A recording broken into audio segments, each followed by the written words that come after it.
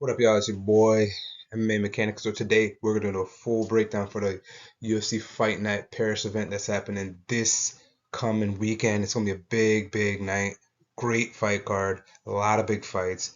A lot of fights that have major impacts in the divisions that those fights are taking place in. And specifically the main event, Caio versus Nassourdine Imavov. Even the co-main event where we have Mauricio Ruffy fighting Benoit Saint-Denis.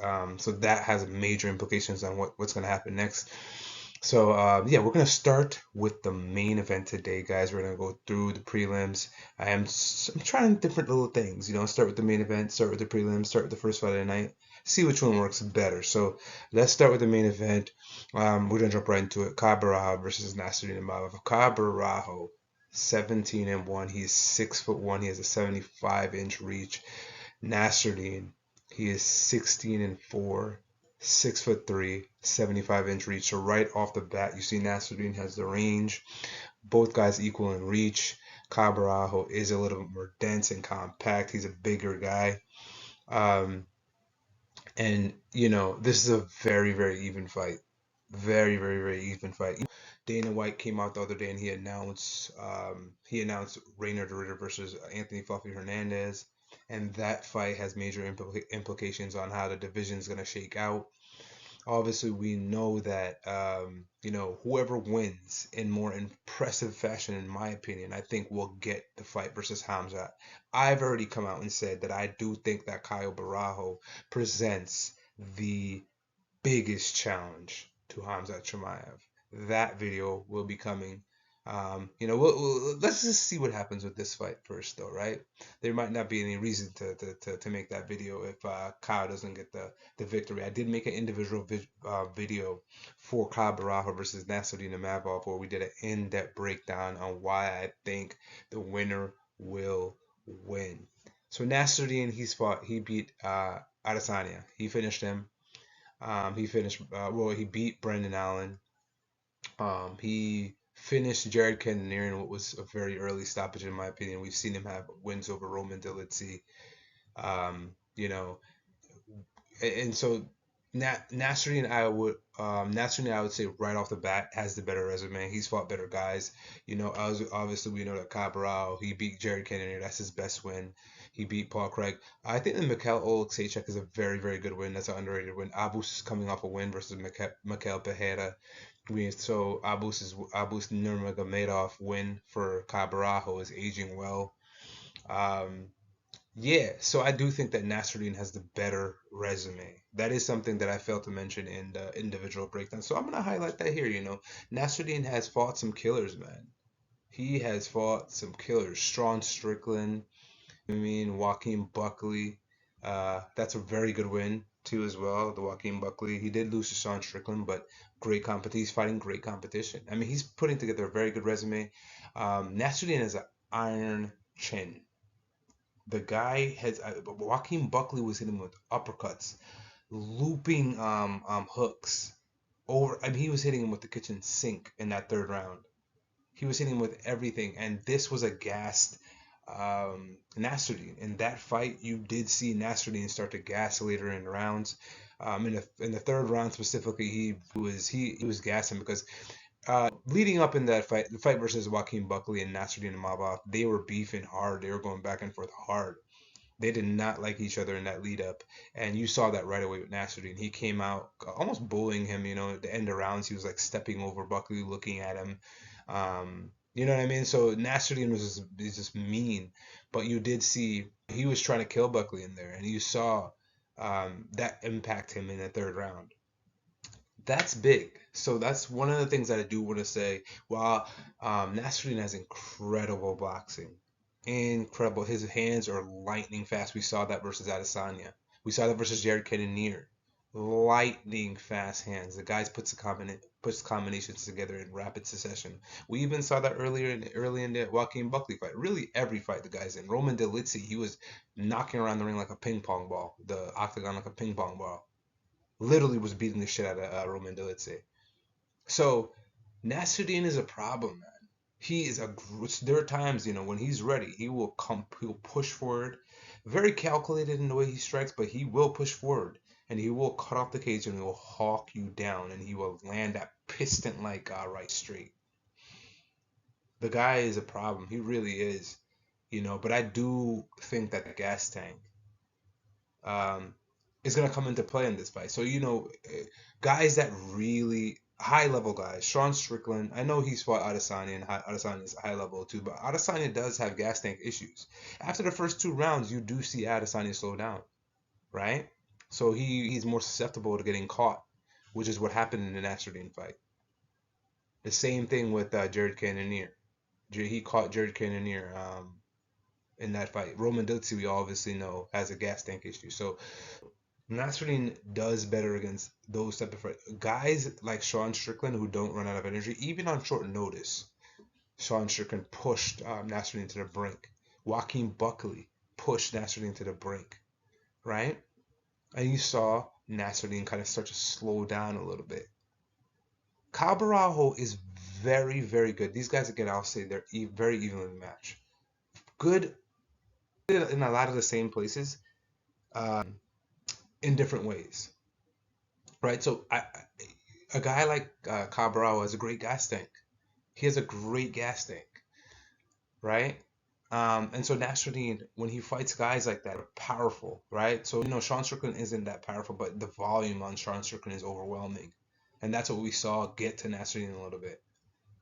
Joaquin Buckley, powerful guy, right? We saw Nassourdine start to fade a little bit in that third round, a lot actually. His hands were down, he wasn't defending himself. His chin, Joaquin Buckley was cracking him with some shots, man. Jared Cannonier, we saw cracking him with some shots. Adesanya was hitting him with some nice shots. But the guy has a iron chin. That's one thing I will give Nassourdine. His chin is just made out of metal, it seems like. So, but again, I will say this. I do think that the cardio is going to come into play because he's fighting a high-level guy who's good everywhere. He's good everywhere. It's not like, Nassourdine had a threat of the takedown versus Adesanya. You understand what I'm saying? He had a threat of the takedown, so he was able to kind of offset Adesanya in that fight. He was a better striker than Roman Dutzy, so that he had advantages there. He had advantages in the striking department versus both Jared Cannonier and Brendan Allen versus Edmund Shabazian. A majority of his fights, he has a striking advantage. I'm not saying he doesn't have the striking advantage in this fight, but it's in a different way. I think that in boxing range, all day. But the issue is Borralho isn't going to just stay in boxing range. Borralho is light on the feet. He's on his bicycle. He's circling off. He's blitzing in. You see what I'm saying? So I do think that Borralho's movement will give Nassourdine a few issues to have to worry about. Borralho has a piston light, like straight 1-2 down the middle. Nassourdine, again, very good, but he doesn't check leg kicks. We saw Edmund Shabazian chewing up that leg. Most of his fights, these guys are Joaquin Buckley chewing up that leg. Jared Cannonier chewing, Adesanya chewing up that leg.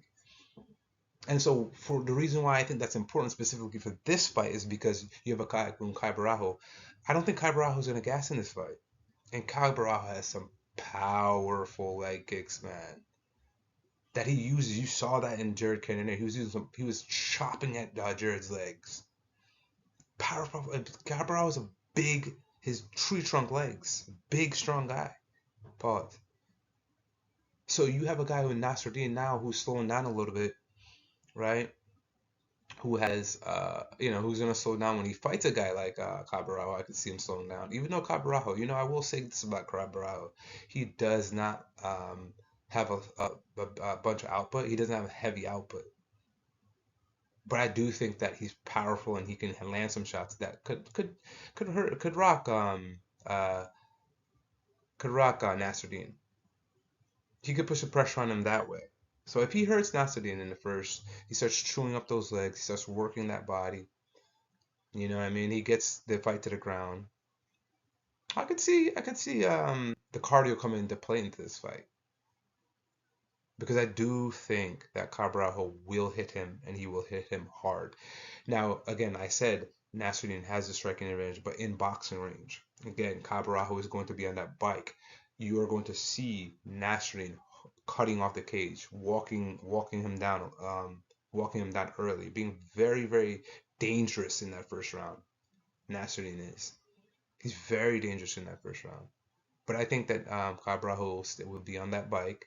He'll be in and out that karate stance that he uses, that it blitz in and out, that 1-2 down the middle. I think you'll see that a lot. And I think that will start to kind of chip away at that cardio armor of Nassourdine. Cabral, if you look at him, right, his best win is Jared Cannonier. And this is part of the issue for Cabral. His the strength of resume isn't what Nassourdine's is. However, he has never lost to a guy like Phil Hawes, right? That loss is on Nassourdine's record. That's not a good look. That did not age well. So for Cabral, who he's beating Jared Cannonier, and when he cracked him with that 1-2, Jared went stiff and fell, and then woke up. Right? I thought that was that looked like a knockout to me. Very powerful guy. But again, it happened in the fourth round, because it could have happened sooner if Kyle was applying that pressure. Same thing with the Abus fight. He was hitting Abus. He dropped Abus in that fight. But again, that fight started very, very slow. Now, if you look at what Cabral did in that fight, he was fighting in that southpaw stance, which helped him defensively versus Abus. Abus's right hand and right kick are very powerful. That southpaw stance and that foot battle that he does, he won the outside foot battle, the lead hand battle, and so he was able to see Abus Nurmagomedov's power hand and power kick coming towards him more effectively. So it helped him, and again, so he circles off away from that power side. That can be something that can be the strategy versus a Nassourdine. That's how it's going to have to be a popular strategy for Caio versus Nassourdine, because Nassourdine will come with that right straight. And he will crack him off of combinations for sure. But I do think that Caio being on a bike is going to help him there. So look, I will say this about Caio's resume. Mikhail Oleksiejczuk, that win is aging very, very well. Abus, like I said, that win is aging very, very, very well. And in the win versus Mikhail Oleksiejczuk, Cabral, right? His top pressure is legendary. And before I get into that, I do want to say this. I do think that Imavov has great advantages in the sense that he's going to fight Caio's hands on the takedown attempts. I do think Caio has the advantage in grappling, but the way he gets the fight to the ground, I think is going to be a problem for him. He doesn't like to overextend and push through on double legs and blitz through like Khamzat Chimaev on double legs and like to grab single legs and muscle you to the ground that way. He likes to chain together, getting in on a double leg, doesn't shoot it overly aggressively, doesn't overextend on it to get a hold of you, get that body lock, ride you on the fence, use trips and a strong body lock to strip you down to the ground and get you down to the ground that way. If you look at most of his takedowns, that's how he does it. He's not pushing through on a power double. And I do think that Nassourdine's going to fight those hands. He's very, very active. Listen, you can get Nassourdine down. We've seen Phil Hawes take him down. We've seen Edmund Shabazian take him down. But the thing is, he's not easy to take down. And that's in a weird way because he is very active with fighting hands, framing, using these to frame off and circle off. Right? So Nassourdine is gonna fight those hands. He's gonna be very aggressive with that. Right? But if the fight does go to the ground, this is where you're in Caio's world. He's a jiu-jitsu guy first before, he's much more striking heavy now. He relies more on his striking now, but his basis is jiu-jitsu. And when he has you on the ground, the top pressure is just legendary. Go back and watch that fight versus Mikhail Oleksiejczuk. Couldn't move once Cabral was on top of him. He had Mahmoud Muradov. He was in side control. and was remaining heavy on top. Mahmoud couldn't move. That is very, very hard to do from side control. You understand? So his top pressure is elite. I could see him getting, if the fight gets to the ground, I do think that Nassourdine will be in trouble. But again, I think he's going to struggle to get the fight to the ground. So this is a very even fight. I've been talking about this fight for a long time.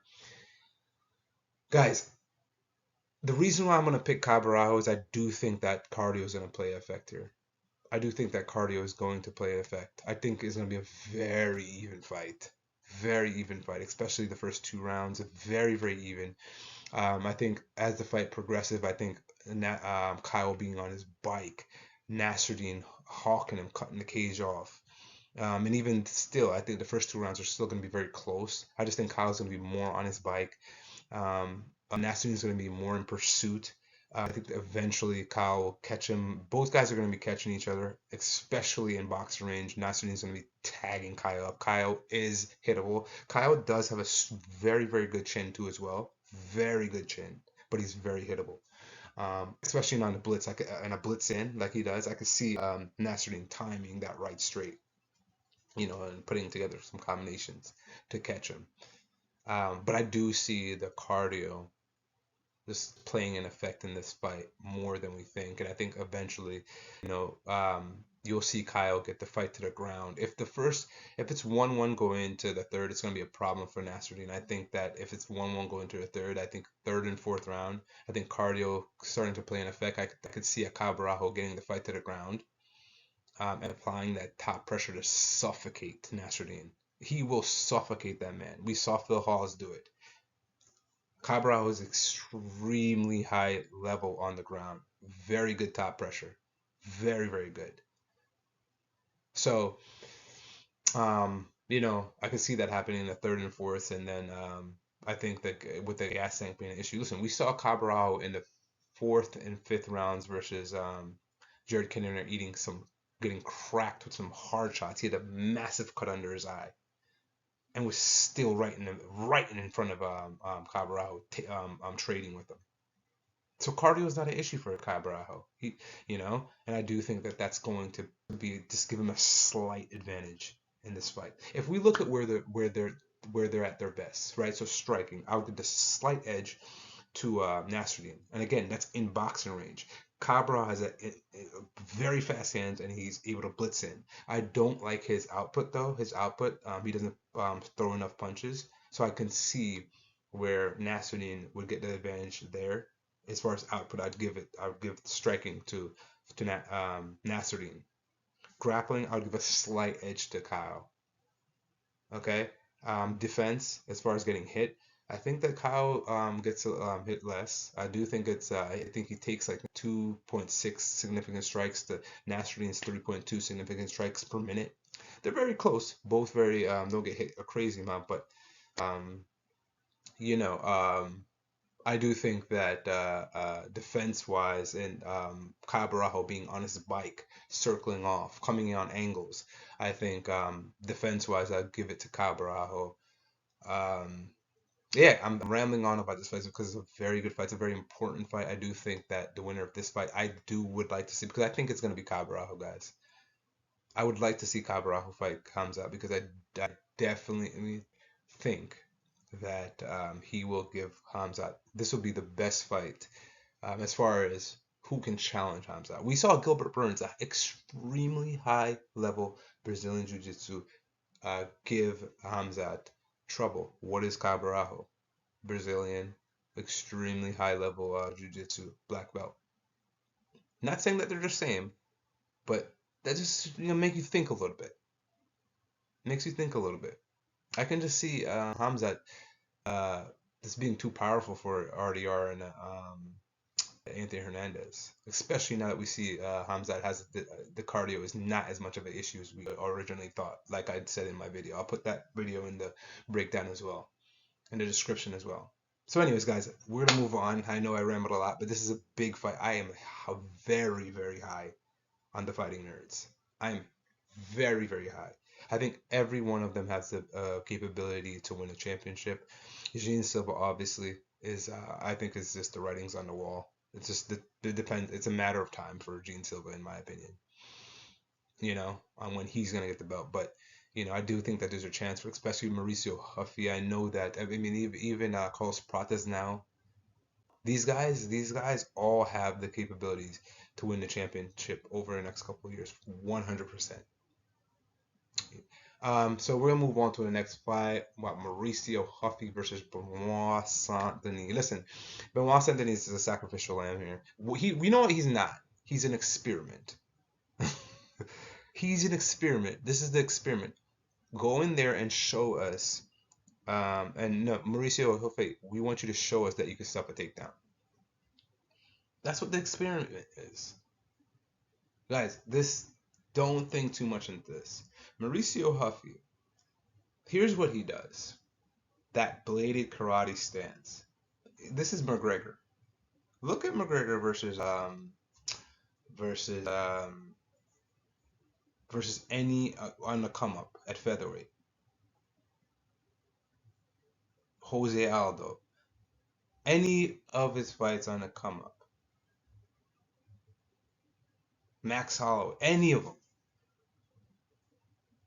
And you're going to see a mirror image with Mauricio Huffy. That bladed karate stance. That straight right. I mean, the guy, when you come in on Mauricio Huffy, he's so fast. So he uses that karate stance to control distance. So the karate stance with his speed and power, keep people terrified because they have to overextend to get to Mauricio Huffy. They have to overextend. They're not just gonna throw something quick because he's so fast. They come in so we did see what's his name? Jesus. God. What is his name? Here, hold on. Wait. No, I'm not a casual, man. I'm not. We did see Mauricio Huffy versus Jamie Mullarkey. God, I didn't have to look. Jamie Mullarkey. I'm gonna look at the other guy though, because I forgot his name too. So we saw him versus Jamie Mullarkey and James Lontop. Now, Jamie Mullarkey was completely lost. This was Darren headlights. The guy, so Jamie Mullarkey had to come in, right? To get into range. He had to press forward. With that karate stance that Mauricio Huffy was with, he was at a safe distance, but Jamie Mullarkey was not. So the second Jamie Mullarkey would take a step forward, bink, right hand, right down the middle. That right cross is deadly. And the thing about it is, he keeps his hands at his waist, so you have no idea when he's throwing it. He has his hands at his waist, comes up with the left, fakes King Green Bobby Green. King Green Bobby Green bites on the fake, comes over the top with a spinning wheel kick, knocks him into oblivion. So when he does things like that, because of the feints, because of the speed and the power with which he's coming, the guys don't know what to do. They have no idea what to do. So when they come in range, bink, right? Now James Lontop pressed him. Now James Lontop was way overweight, way over. He accepted the fight within a week. So his chin wasn't, but the guy was getting hit with fadeaway uppercuts. I mean, fadeaway uppercuts. One of the fadeaway uppercuts took him off his feet in the second round. Airborne. He went absolute airborne in that fight.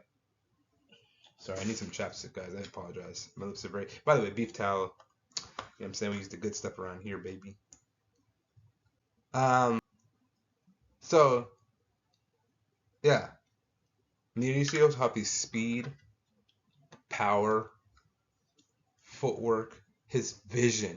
The thing is, he's able to keep his eyes and his hands down. His peripherals are working at all times. They're working at all times. He's extremely diligent of a striker. Very good, man.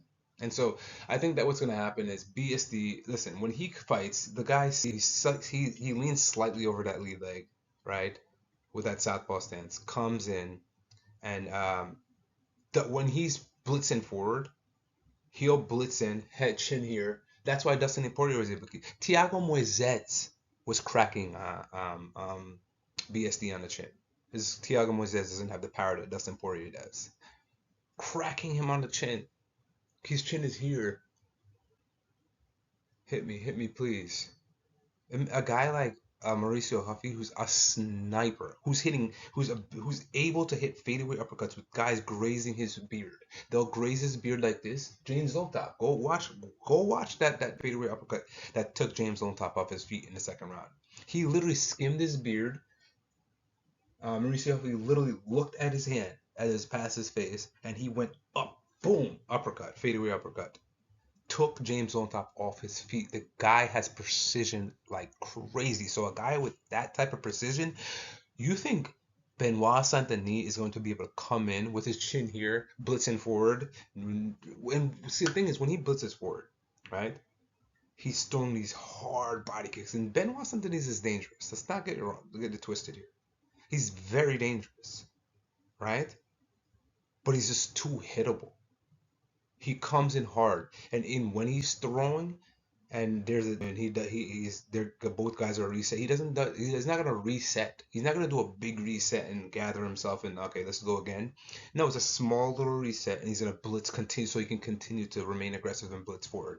A guy that's running, pretty much is what's happening here. He's running at Mauricio Huffy. Mauricio Huffy is gonna decapitate this dude. We are going to see Benoit Saint-Denis. If we thought the King Green Bobby Green KO was bad, I am telling you, we're thinking too much into this. I don't know. These are the people saying that BSD is gonna win. That's crazy. I don't even understand that. How is he gonna win? He's gonna have to dive at his legs immediately. That is what he's gonna have to do to win. Dive at his legs. So if he's not able to do that, then which he's not, because guess what? Uh, Mauricio Huffy is controlling that distance. He's so fast. He's gonna angle off when he dives, and I can see him just boom, hit him a right cross, knock him completely into the canvas, through the canvas, into the ground. This is not gonna be good for Benoit Saint-Denis, guys. We're thinking way too much into this. This is not going to happen the way you think it is. Benoit Saint-Denis is going to. This is a literal experiment to see if Mauricio Huffy can grapple. And we have to think about it. He's training with Gene Silva, Borralho. These guys now they have Rodolfo Vieira. They have Thiago Moises. These are all grapplers. You think he's not getting any grappling in? Come on now. This one's pretty easy. First round KO. First round KO. Easy. Mauricio, he's gonna make it look easy, and then we're gonna start to see him get those big matches that we really want to see, baby. Let's go, fighting nerds. Bolaji Oki versus Mason Jones. Both very similar fighters. The same fighter. I would just give Bolaji Oki like the physicality advantage. I do think that he's just a little bit more. I'd give him the physicality advantage, just slightly. But both men press forward.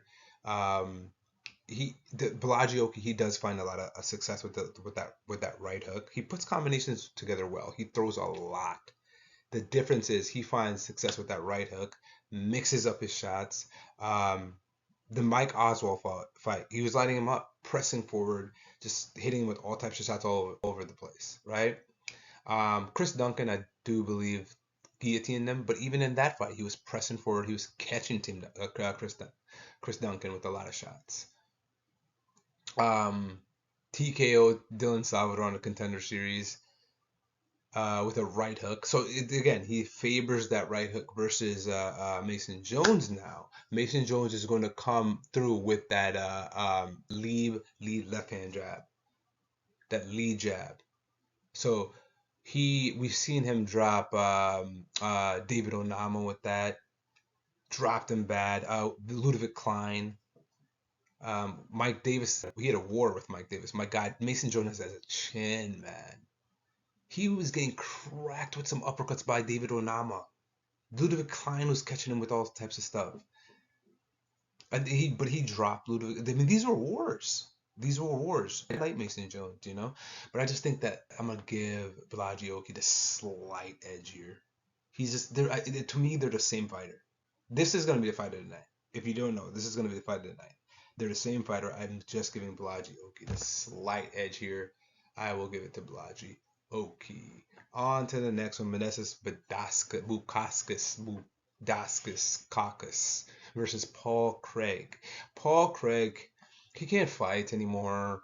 I mean, I'm not even gonna really go through this one. I mean, he's a submission guy. He's not gonna get Modestas down. Modestas moves. He moves well. Paul Craig throws that same body kick the entire fight, like he did versus Bo Nickel. That's all he does is throw that body kick. Modestas in a circle off, crack him down. Modestas Bukauskas landed some 1-2s down the middle, fast 1-2s down the middle versus Ian Kotaraba. Paul Craig sits there with his chin like this and throws kicks. He's gonna get caught, man. Modestas is gonna circle off, catch him down the middle, finish him. I'm predicting first round. I don't see this going past the first round unless Paul Craig dives in on tries to get a takedown the whole entire first round to survive. I just see Modestas finish him in the first round with a sharp 1-2 down the middle. Ziam versus Kai Fernandes. Okay, listen, guys. I wasn't always the high on Ziam, and I don't even know why. I think he has one loss. He's 5-0 in his last 5, 7-1 in the UFC. Who was it that got him in that armbar again? Terrence McKinney, I think it was. Got him into an armbar. But other than that, he has beaten everybody. He uses his height and range very well. He is a lot better now. He's gotten a lot better over the time. I think so. He's 5-0 in his last 5. I mean, we got to start moving this guy into the rankings, right? Kyle Fernandes is I mean, it's a solid fight, but it's just like, why is he even fighting this guy? He should be fighting someone ranked. Very good with his height and range. Once I seen him beat Mike Davis, though, he picked Mike Davis up in the air and put him on his back. If you're doing that to Mike Davis, guys, I'm not like crazy high on Mike Davis, but Mike Davis has a world of potential. Doesn't fight enough, and But my point being is, if you're doing that to Mike Davis, bro, you are a problem. You are a problem. Mike Davis had him in that calf slicer. I thought he was gonna rip his knee off. I don't know how he survived that. Mike Davis is so powerful. The fact that he survived that calf slicer was, I mean, it was in deep. I mean, he was in a lot of trouble with that. Mike Davis was slicing. That was a war. Listen, the first time I saw that fight, I thought that Patricio beat his ass. That's actually a war when you go back and watch that fight. That was a really fun fight. I mean, both guys were bleeding. Both guys cut each other up. It was a back and forth, especially on the ground. A lot more grappling than I thought it would be. Featherweight showed that he's game in that department, though. That standing knee KO versus Matt Verbola. Oh my goodness gracious. Aladocious. That was one of the most vicious KOs I've seen in a while. On the clench, just throws up a knee, out cold, snoozing on the campus. Sleep. Knocked him out bad. Crazy KO. Patricio is good, man. Kyle Fernandes is good, but it's just like, bro. It's just like, I don't know, man. Like, if Patricio does struggle with his kicks at all, because Kyle Fernandes, the leg kicks, the head kicks, I mean, he dropped Graham Kuta, let's say, with that head kick, styled on Graham the whole fight, piecing him up the whole fight. But I can just see if Patricio does have any trouble with that. I can see Patricio just taking him down. He did the same thing versus Mark DeCasey. Took Kai Fernandes down. So if Mark DeCasey can take Kai Fernandes down, if Patricio struggles with any of those kicks at all, I can just see Fire Ziam taking him down. I don't see how this. I don't see how anything else happens in this fight, to be honest. So I'm gonna pick Fire Ziam. He's gonna stop him, and um,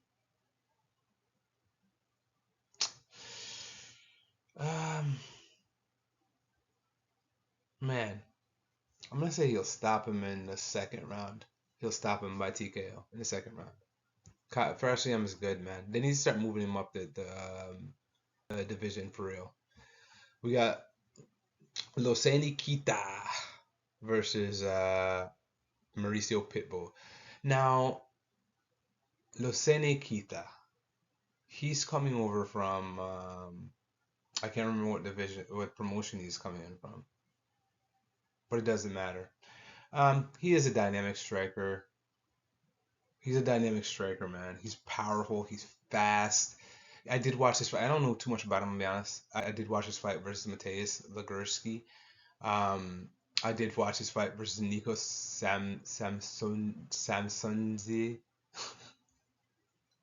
right? Um, Losene Keita, he's very powerful, very fast. It's just he doesn't throw much, right? And so where I'm stuck on this one is, it's like, okay, does Pitbull just take him down? Because I think he's too explosive for Pitbull. I do think he's too explosive for Pitbull. He did get Losene Keita did get taken down by that Nico Samsonzi guy and controlled. So I'm wondering if this is a case where Pitbull takes him down and controls it. But Pitbull hasn't impressed me much. It was a good win versus Danny Gay, but even that fight wasn't, fireworks. Losene Keita seems to be very explosive, very powerful. I can see him catching Pitbull, man. I'm gonna give Pitbull his respect. I do think that Pitbull has a big head, man. He was getting hit with some shots versus Danny Gay. I'm gonna say decision for Losene Keita. Even though something's telling me not to do it. Something's telling me to go Pitbull. But I'm gonna go Losene Keita. Even though the guys coming over from different promotions, they haven't been doing good. I'm gonna go Losene Keita by decision. Oumar versus Brendson Ribiero. Brendson Ribiero isn't good. He got taken down by Darren Nergazay. He did get the Kimura victory, but Oumar Sy is a big, powerful guy, man. Oumar Sy was able to stand with Alonzo Menefield, so I don't think that Oumar Sy is going to struggle with Brendson Ribeiro's power. Oumar Sy was able to stand and strike with Alonzo Menefield. So I think he'll be able to handle that power, and I think that he's way better on the ground, way better grappling. Yeah, I think, even on the feet, I think Oumar Sy will keep him at range with that jab. We saw him do it versus Alonzo Menefield. I think that's what's going to happen. It's going to be a decision. I think Oumar Sy will just use his wrestling to control him. For most of the fight, we see Oumar Sy by decision victory versus Brendson Ribiero. We got Rhys Mckee versus Alex Sola. Rhys Mckee's garbage. I considered picking him until I remembered that he lost to Alex Morono. And I was just like, I can't do that. He's 1-5 in the UFC. We saw Hamzat destroy him. He did his last fight. He got a doctor stoppage victory versus Daniel Frunza. But I'm telling you now, if that doctor stoppage didn't happen, because he dropped Daniel Frunza badly in the first fight. I mean, bad. If that didn't happen, if the doctor stoppage didn't happen, because even with the doctor stoppage in the first round, he was still Daniel Frunza was still picking it up, still landing shots on Rhys Mckee, looking like he was actually turning the tide in that fight. So, it's like my thing is if you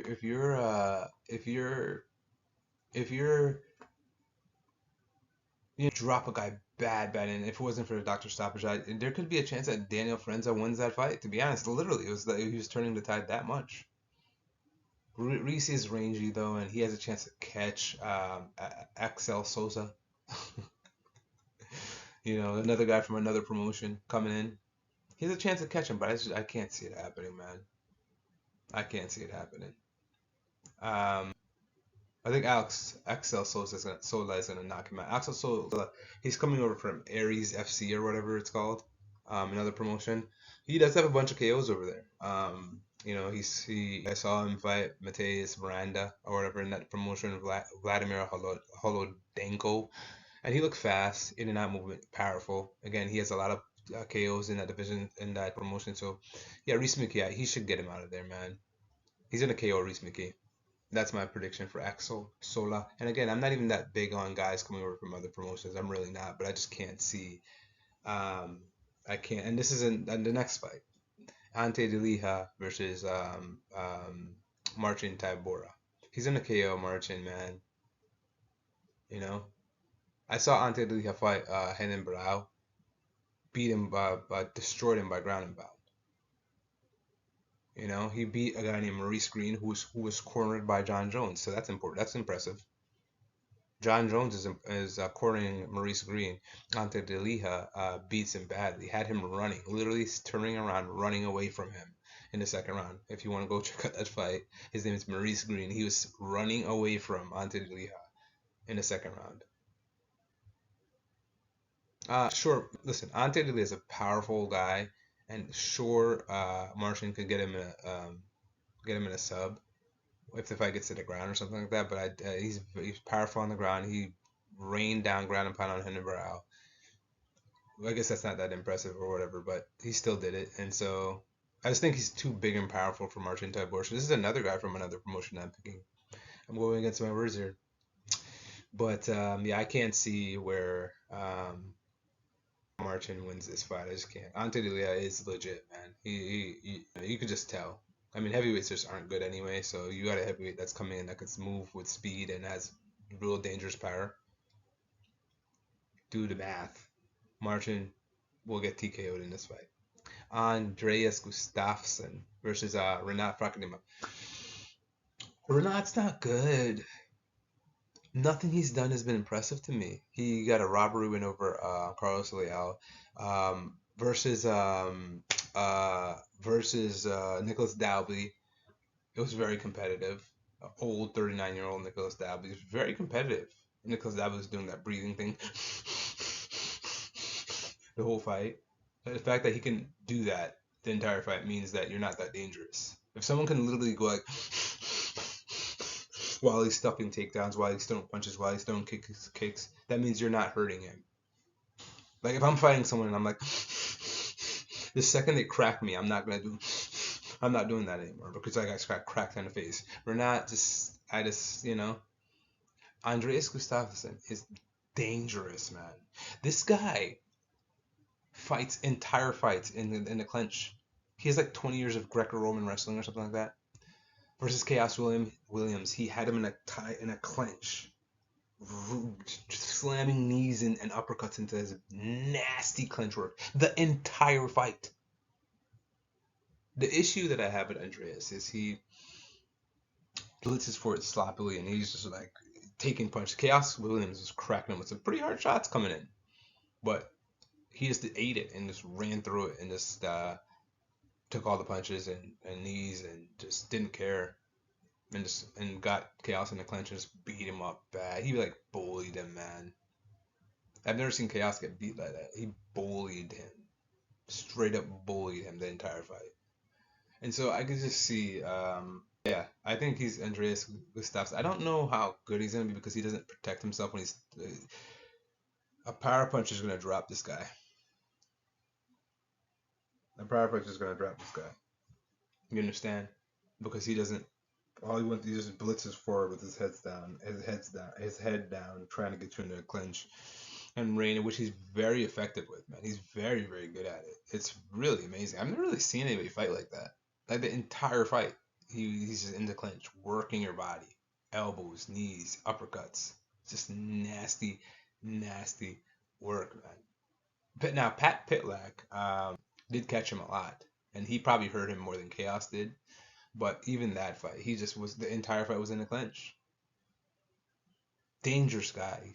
Andreas Gustafsson. I don't know how good he's gonna be, but he's very dangerous. Like he gets you into that clinch, man. Boy, that Greco-Roman clinch, that it's wraps, bro. You're in his world. I pick him to win this fight. Is he gonna finish him? He can finish Chaos.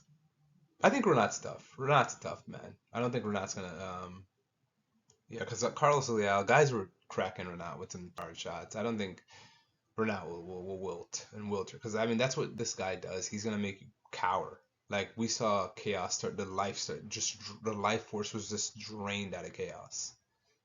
You understand what I'm saying? I don't see that happening to Renat. I do think so. I'm gonna say he'll win by this decision. All right, on to the next William Gomez versus Robert Ruchala. Robert Ruchala. Another guy from a different promotion. Now Robert Ruchala is coming from KSW and he's Polish. So the UFC, I can see what they're doing here. This guy he is I can see this guy being a fan favorite. He has cool tattoos and shit like that, and he's Polish and whatever. He has a dynamic kick game. But in his fight versus Salhadine Parnesi, so I went back and watched some of these guys' fights. Salhadine Parnesi, okay, he faded in that fight a little bit. It's important to note that, but Robert Ruchala, he does train with the American Top Team too as well, so that's something, I guess. He has a lot of wins by finish, 3 TKOs. I think he has like 3 subs. So he finishes guys, more finishes than decisions. But like I said, he faded against that Saladin Parnese guy. Faded against him, and was getting overwhelmed with ground and pound, eating some harder ground and pound shots. And I don't think William Gomez has the ability to do that, but we've seen William Gomez versus Joannison Britter, Hyder Mill, who are both powerful guys that press forward, that like to hit you hard. Now he lost to Hyder Mill, but one thing about William Gomez is he has this ability to neutralize your power. Like Joannison Britter, I thought was gonna kill him. Like I thought Joannison Britter was gonna rip his head off. I thought Hyder Mill was gonna rip his head off. Now Hyder Mill did beat him, but it wasn't a domination like where he. It was, you could have made an argument for William Gomez in that fight, slight argument. You would have lost, but you could have made an argument. And he beat Jonas and Brito. So he has the ability to neutralize the power. And he uses his footwork, range, distance control, footwork, and his length. He's tall for the division, so he uses that well to kind of neutralize his guys' power. Footwork especially. Very, very good at getting out of the way of some of these tough shots while not going too far. Getting just out of the way to throw. He throws a lot of nothing punches, so when he's hitting guys back that have power, it's like they don't even feel it. Which is why I don't understand why they didn't just come with the kitchen sink at him. Cause no, he has nothing punches, like nothing punches. When he throws, you don't feel anything.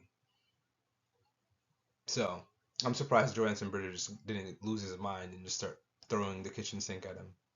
Hyder Mill did to an extent, but again, William Gomez has very good footwork. I think he's going to use that in this fight. I'm going to pick William Gomez, man. Robert Ruchala has potential. I can see why the UFC wants him. I'm not going to sit here and pick him because William Gomez, although he's not like great, he's good everywhere. But if William Gomez had power, he would be a problem. If he had any ounce of power, he would be a problem in the UFC. He just doesn't have any power. You know what I mean? That's what William Gomez's problem is, and it will continue to be his problem. That's why Hyder Mill he's not gonna be able to beat guys like Hyder Mill. He's just not, because he just doesn't have the power to make Hyder Mill respect him. Hyder Mill had no respect for him at all in that fight, and I think that's what we saw. Sam Patterson versus Trey Waters. Now, I'm very excited for this fight. Because I think both guys, tall, rangy guys, both guys are very, very. They throw good volume. Trey Waters was in a war versus Billy Golf. We see Sam Patterson, KO and guys. Bad Danny Barlow. That Danny Barlow KO was so nasty. Dropped him badly, man. I think they're very similar, rangy guys. I just think that Sam Patterson just actually has power. Trey Orders doesn't. He hit Billy Golf with everything in his arsenal. Hands low. He just doesn't have the power that Sam Patterson has. And I see Sam Patterson catching him because they're both tall, ranged guys. Sam Patterson's gonna catch him. Trey Orders doesn't want to fight with his hands up. Sam Patterson's gonna catch him, and I think he's gonna TKO him in this fight. On to the next one. We got Brad Tavares versus Robert Brzezczyk.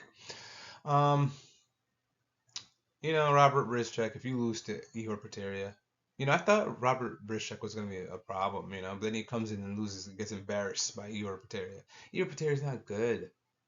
Igor Poteria just won the outside foot battle, jabbed him up the entire fight. Brad Tavares is game, man. We've seen Brad Tavares fight the who's who, So I don't see where Robert Brzezczyk is going to come in and do anything to kind of stop Brad Tavares here. I think Brad Tavares is going to, hit him with some nice kicks, some hard kicks, and I think he's going to outpoint him for 3 rounds. That is my pick. I think Brad Tavares by decision. And then we have Shanna Bannon versus Sam Hughes. Shanna Bannon is not really like she does this sidekick thing to keep you at range. Sam Hughes does blitz forward, so I can see the sidekick working to kind of keep Sam Hughes a little bit at bay. But Sam Hughes is going to blitz her down, I think, and just overwhelm her. I think she's going to land more. Both of these women, they're not very good, but Sam Hughes has more experience. She fought Bruno Luciendo. Neither one of them could fight, could strike. We saw Bruno Luciendo and Victoria Ludakova piece up Sam Hughes on the feet. Shannon Bannon, Puja Toma drops her badly. And both the women like to resort to grappling. When Puja Toma dropped Shannon Bannon, she got her into that armbar. But I do think what's going to happen, I think Sam Hughes just has a little bit more experience. She's not going to get caught in arm bars. She's going to out-volume her, and she will win this fight. Guys, that's all I got. Until next time, we out.